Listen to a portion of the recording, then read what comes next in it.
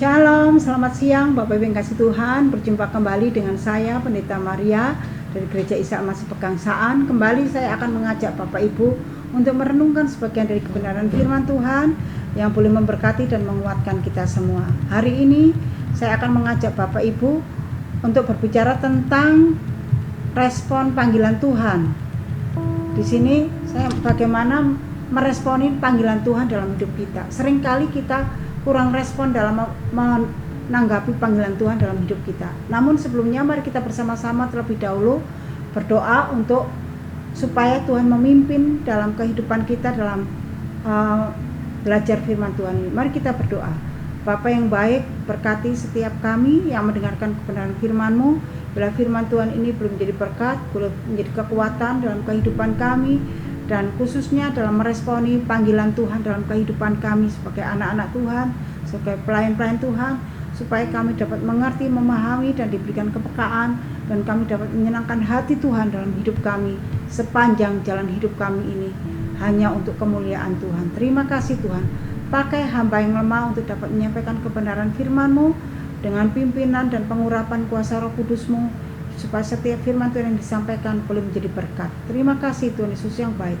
Kami bersyukur dan kami berdoa di dalam satu nama, Tuhan kami Yesus Kristus. Amin. Ya, puji Tuhan, mari kita bersama-sama membuka Alkitab kita di dalam Yeremia pasal 1.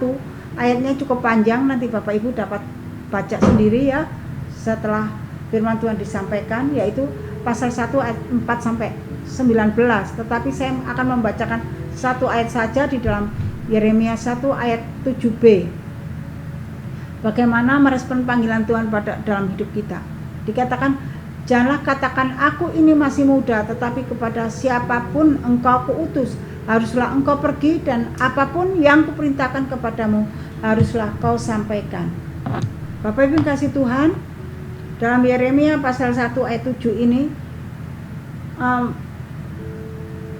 mengingatkan saya dan Bapak Ibu sekalian bahwa bagaimana Tuhan memanggil kita seringkali punya alasan yang macam-macam. Saya akan ulangi lagi, Yeremia pasal 1 ayat 7b dikatakan, janganlah katakan aku ini masih muda, tetapi kepada siapapun engkau kuutus, haruslah engkau pergi, dan apapun yang kuperintahkan kepadamu, haruslah kau sampaikan.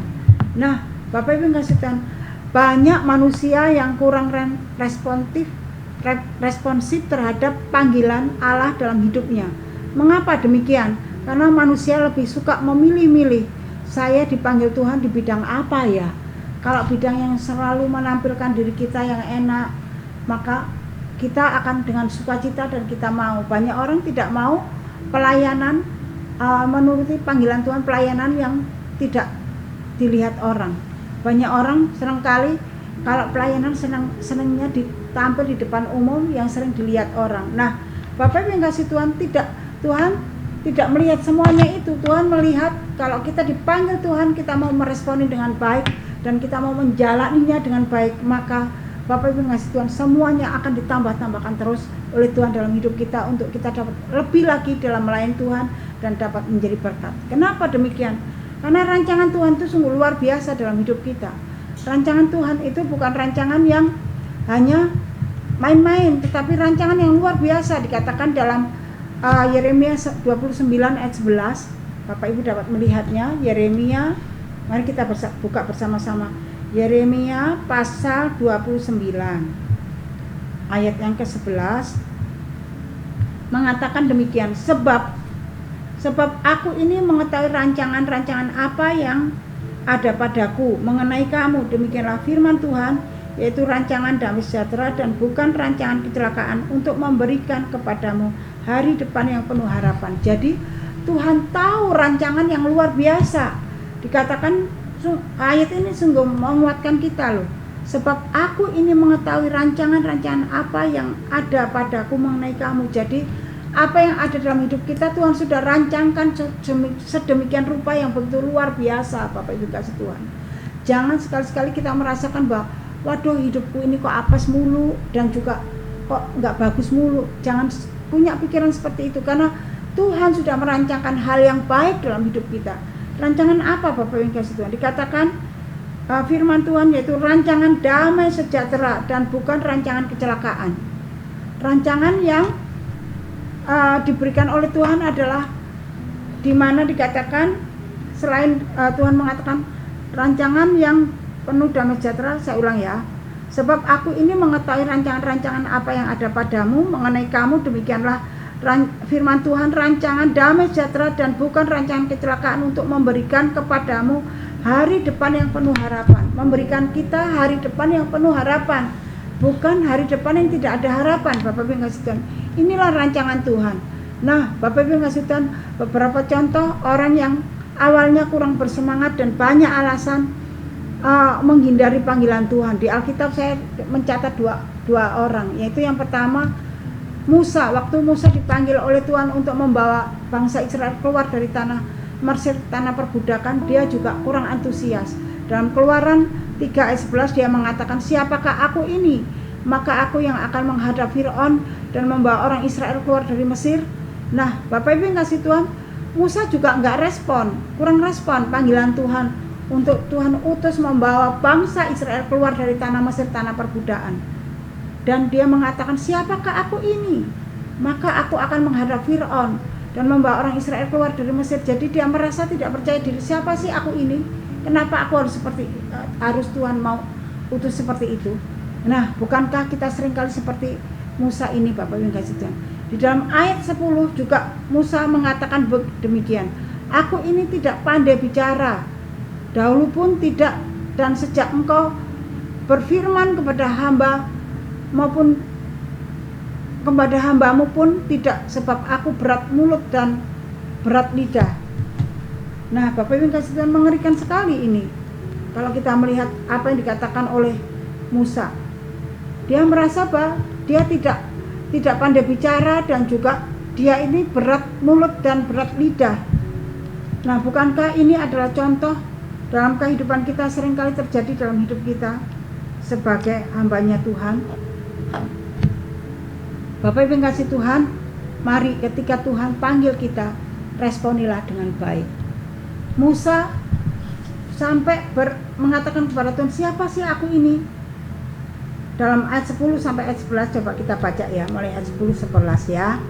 Lalu kata Musa kepada Tuhan, Tuhan, aku ini tidak pandai bicara, dahulu pun tidak, dan sejak engkau berfirman kepada hambamu pun tidak, sebab aku berat mulut dan berat lidah. Tetapi Tuhan berfirman kepadanya, siapakah yang membuat lidah manusia? Siapakah yang membuat orang bisu atau tuli?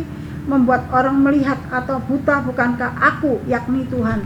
Sampai Tuhan mengatakan, siapakah yang membuat orang itu, yang membuat lidah manusia? Siapakah yang membuat orang bisu atau tuli? Sampai Tuhan berkata seperti itu, Bapak yang kasih Tuhan. Berarti di sini Bapak yang kasih Tuhan, Musa tidak mau meresponi panggilan Tuhan pertama kali, tetapi Tuhan menyatakan semuanya itu firman-Nya kepada Musa, bahwa semuanya tidak usah khawatir, Tuhan yang akan menyertainya. Dan contoh yang kedua adalah siapa? Yeremia.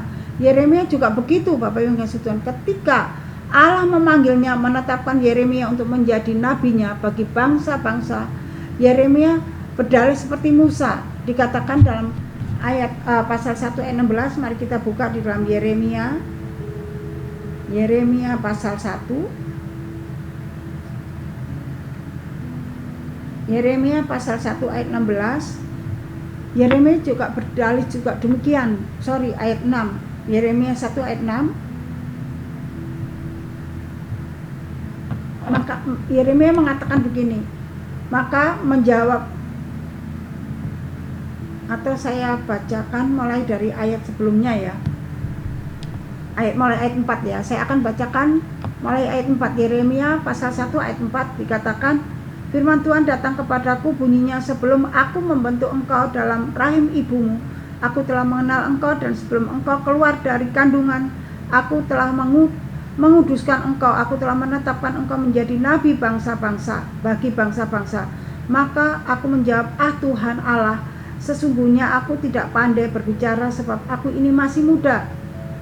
Tetapi Tuhan berfirman kepadanya, janganlah katakan aku ini masih muda, tetapi kepada siapapun engkau kuutus haruslah engkau pergi, dan apapun yang kuperintahkan kepadamu haruslah kau sampaikan. Nah, jadi Bapak Ibu yang kasih Tuhan, yang pertama waktu dipanggil, Tuhan memanggil nabinya, yang pertama Musa, itu tidak mau meresponi dengan baik. Yang kedua, contoh yang kedua adalah Yeremia.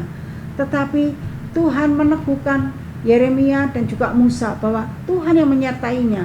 Bahkan Tuhan menekankan kepada Yeremia di dalam ayat yang ke-7, tetapi Tuhan berfirman kepadaku, janganlah engkau katakan aku ini masih muda, tetapi kepada siapapun engkau kuutus, haruslah engkau pergi, dan apapun yang kusampaikan, kuperintahkan kepadamu, haruslah kau sampaikan. Jadi Bapak Ibu kasih Tuhan, ketika Tuhan memanggil umatnya, memanggil seseorang untuk menjadi alatnya, Tuhan tidak pernah hanya memanggil begitu saja, tetapi Tuhan akan memperlengkapi dirinya, memperlengkapi hidup orang yang dipanggilnya dengan kuasa yang daripada Tuhan secara luar biasa, sehingga orang itu dapat menyampaikan apa yang Tuhan mau kepada orang yang akan diutusnya itu.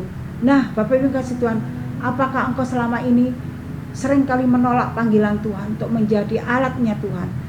Seringkali kita kalau mendapatkan bagian pelayanan di gereja, seringkali saya nggak bisa, seringkali begitu, saya nggak mampu.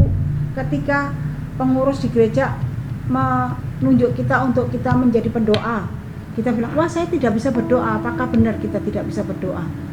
Saya tidak bisa nyanyi. Apakah benar kita tidak bisa nyanyi?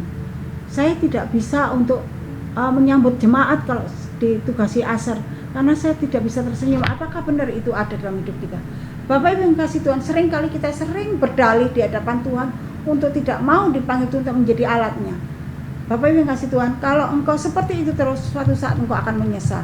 Nah, kalau Tuhan kasih kesempatan engkau dipanggil Tuhan untuk menjadi alat Tuhan, apapun itu yang Tuhan utus, yang Tuhan berikan kepercayaan kepada kita, bagian yang terkecil pun kalau kita lakukan dengan penuh sukacita, tujuannya untuk memuliakan Tuhan, maka engkau akan diperlengkapi Tuhan lebih lagi, dan engkau akan diangkat Tuhan menjadi orang yang lebih baik lagi, dan menjadi orang yang banyak menjadi berkat.